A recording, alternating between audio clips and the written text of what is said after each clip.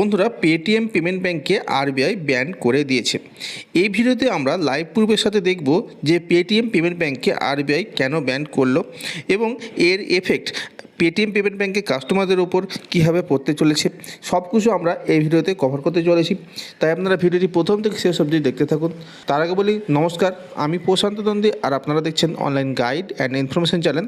যারা এখনও পর্যন্ত চ্যানেলটিকে সাবস্ক্রাইব করেননি তারা অতি অবশ্যই চ্যানেলটিকে সাবস্ক্রাইব করে পাশে থাকা বেল আইকন প্রেস করে দেবেন।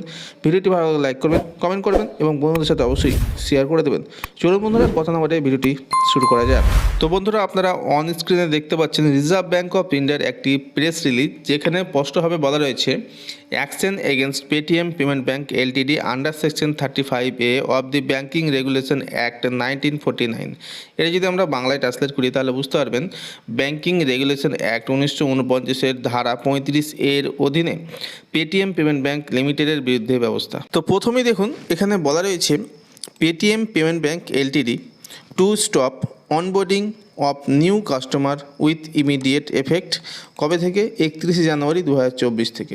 তো বন্ধুরা, এখানে বলতে চাইছে পেটিএম পেমেন্ট ব্যাঙ্ক কোনো রকম নতুন কাস্টমার অনবোর্ডিং করতে পারবে না 31 জানুয়ারি 2024 থেকে, অর্থাৎ সেভিংস অ্যাকাউন্ট বলুন, কারেন্ট অ্যাকাউন্ট বলুন বা পেটিএম পেমেন্ট ব্যাঙ্ক অন্যান্য যেসব সার্ভিস রয়েছে। তো এই অবস্থায় দাঁড়িয়ে আপনাদের মনে একটি কোশ্চেন আসতে পারে যে পেটিএম পেমেন্ট ব্যাঙ্কের এক্সিস্টিং কাস্টমার রয়েছে, তাদের যে সেভিংস অ্যাকাউন্ট বলুন, কারেন্ট অ্যাকাউন্ট বলুন, ফাস্ট্যাগ অ্যাকাউন্ট বলুন বা পেটিএম পেমেন্ট ব্যাঙ্কের যেসব সার্ভিসগুলি রয়েছে যেখানে কাস্টমারের টাকা ফেঁসে রয়েছে, তাদের টাকার কি হবে? তো তাদের জন্য আরবিআই কিছু গাইডলাইন দিয়েছে, যেগুলি আপনারা এখান থেকে পড়তে পারেন। তো আমরা এখন TV9 বাংলার অনলাইন পোর্টালের একটি প্রতিবেদন দেখে নেব, যেখানে আরবিআইয়ের সমস্ত গাইডলাইন খুব ভালো করে লেখা রয়েছে বাংলাতে। তো আমি সেখান থেকে আপনাদের বোঝানোর চেষ্টা করছি। তো বন্ধুরা, আমরা বর্তমানে আছি TV9 বাংলার অনলাইন পোর্টালে। তো দেখুন, এখানে একটি প্রতিবেদনে বলা রয়েছে চলতি মাসেই পেটিএম বন্ধ করছে সরকার, এবার ইনস্টল করবেন কোন অ্যাপ?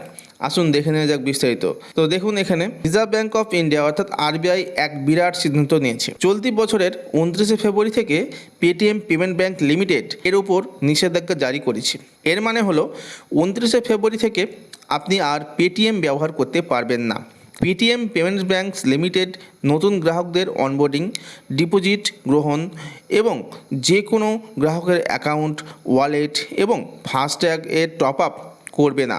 এই তারিখ থেকে বন্ধ থাকবে পেটিএম ওয়ালেটে টাকা রাখা বা ফাস্ট্যাগ পেমেন্টের লেনদেন। অর্থাৎ আপনারা বুঝতে পারলেন, এখানে 29 ফেব্রুয়ারি পর্যন্ত মোটামুটি সমস্ত কাজই হবে, কিন্তু 29 ফেব্রুয়ারির পরে কিন্তু আর আপনারা এইসব কাজ করতে পারবেন না। কেন হঠাৎ এমন সিদ্ধান্ত নিল আরবিআই? নিয়ম না মানার কারণেই সংস্থার বিরুদ্ধে ব্যবস্থা নিল আরবিআই। অর্থাৎ পেটিএম পেমেন্ট ব্যাঙ্ক আরবিআইয়ের যে গাইডলাইন সেগুলো কিন্তু সঠিকভাবে মানেনি, তাই আরবিআই পেটিএম পেমেন্ট ব্যাঙ্কের বিরুদ্ধে এই ব্যবস্থা নিল। ভারতীয় রিজার্ভ ব্যাঙ্ক তার ওয়েবসাইটে একটি বিজ্ঞপ্তি জারি করেছে। সেই জারি করা বিজ্ঞপ্তিতে বলা হয়েছে গ্রাহকরা তাদের সেভিংস অ্যাকাউন্ট ওয়ালেটে অবশিষ্ট ব্যালেন্স অন্য অ্যাকাউন্টে হস্তান্তর করতে পারবে।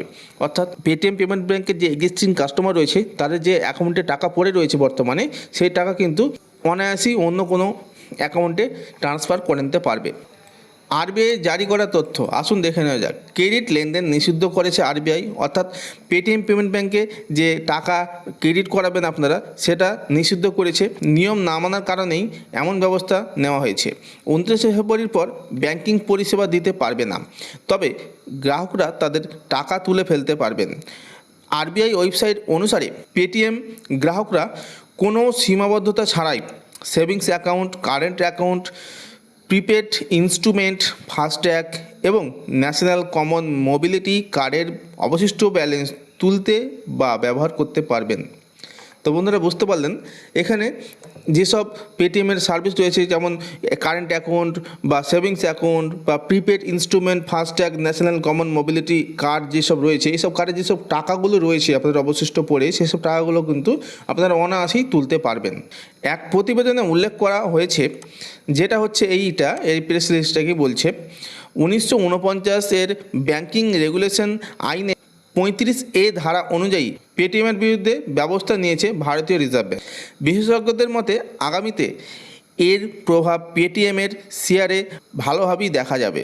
তো বন্ধুরা, বুঝতে পারলেন এর বদলে কোন অ্যাপ ব্যবহার করতে পারেন। তো বন্ধুরা, এটা বলার কিছু নেই, আপনারা PhonePe, Google Pay, Amazon Pay, WhatsApp Pay, Airtel money, Jio money, এছাড়াও মুবি কুইক রয়েছে, পেজ অ্যাপ রয়েছে, ফ্রিচার্জ রয়েছে, অনেক অনেক অ্যাপ্লিকেশন রয়েছে যেগুলি আপনারা অনলাইন পেমেন্ট রিসিভ করার জন্য ইউজ করতেই পারে। তো বন্ধুরা, এই ছিল ছোট্ট আপডেট। এই আপডেটটি যদি আপনাদের ভালো লেগে থাকে তাহলে অতি অবশ্যই ভিডিওটিকে একটি লাইক করবেন, কমেন্ট করবেন এবং বন্ধুদের সাথে অবশ্যই শেয়ার করে দেবেন। চ্যানেলে নতুন দর্শক বন্ধু হয়ে থাকলে চ্যানেলটিকে অতি অবশ্যই সাবস্ক্রাইব করে পাশে থাকা বেল আইকনটি প্রেস করে দেবেন। তো বন্ধুরা, দেখা হচ্ছে নেক্সট কোনো ভিডিওতে।